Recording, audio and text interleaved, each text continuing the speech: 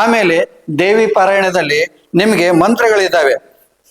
ಇದರಲ್ಲಿ ನೀವು ಯಾವುದಾದ್ರೂ ಒಂದು ಗುರುವಿನ ಮುಖಾಂತರ ಮಂತ್ರವನ್ನು ತೆಗೆದುಕೊಳ್ಳಬಹುದು. ಈಗ ಸರಸ್ವತಿ ಮಂತ್ರ ಬೇಕಂದ್ರೆ ಓಂ ಐಂ ಸರಸ್ವತೇ ನಮಃ ಇದನ್ನಾದ್ರೂ ತಗೋಬಹುದು. ಪ್ರತಿನಿತ್ಯ ಜಪ ಮಾಡ್ಬೇಕು 108 ಸಲ. ಇಲ್ಲ ಅಂದ್ರೆ ಓಂ ರೀಂ ಮಹಾಲಕ್ಷ್ಮಿಯೇ ನಮಃ, ನಿಮ್ಗೆ ದುಡ್ಡಿನ ಅವಶ್ಯಕತೆ, ದುಡ್ಡು ಬೇಕಂದ್ರೆ ಓಂ ರೀಂ ಮಹಾಲಕ್ಷ್ಮಿಯೇ ನಮಃ ನೀವು ಪಠಣೆ ಮಾಡ್ಬೇಕು 108 ಸಲ.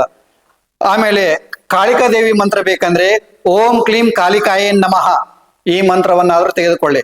ಅಥವಾ ಓಂ ರೀಂ ಚಂಡಿಕಾಯೇ ನಮಃ ಇದನ್ನಾದ್ರೂ ತೆಗೆದುಕೊಳ್ಳಿ. ಅಥವಾ ಓಂ ಐಂ ಬ್ರೀಂ ಕ್ಲೀಂ ಚಾಮುಂಡೈ ವಿಚ್ಚೇ ಸ್ವ ಇದು ನವರ್ಣ ಮಂತ್ರ. ಇದು ಶಾಂತಿ, ನಿಮ್ಮ ಮನೆಯಲ್ಲಿ ಶಾಂತಿ ಬೇಕು, ನೆಮ್ಮದಿ ಬೇಕು, ನಿಮ್ಮ ಮನದಲ್ಲಿ ಶಾಂತಿ ನೆಮ್ಮದಿ ಬೇಕಂದ್ರೆ ಓಂ ಐಂ ಬ್ರೀಂ ಕ್ಲೀಂ ಚಾಮುಂಡೈ ವಿಚ್ಚೇ ಸ್ವಾಹ ಇದನ್ನ ಪ್ರತಿನಿತ್ಯ 108 ಸಲ ಇದನ್ನ ಪಾರಾಯಣ ಮಾಡ್ಕೊಂಡು ಜಪ ಮಾಡಬೇಕು. ದೇವಿ ಪಾರಾಯಣನೂ ಮಾಡಬೇಕು.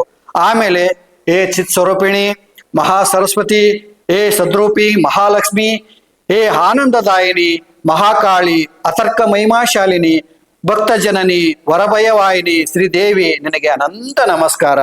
ಸಕಲ ದುಃಖ ಕಳೆದು ದುಃಖ ಮತ್ತು ಶಾಂತಿ, ಸುಖ ಮತ್ತು ಶಾಂತಿಯನ್ನು ಕೊಡು.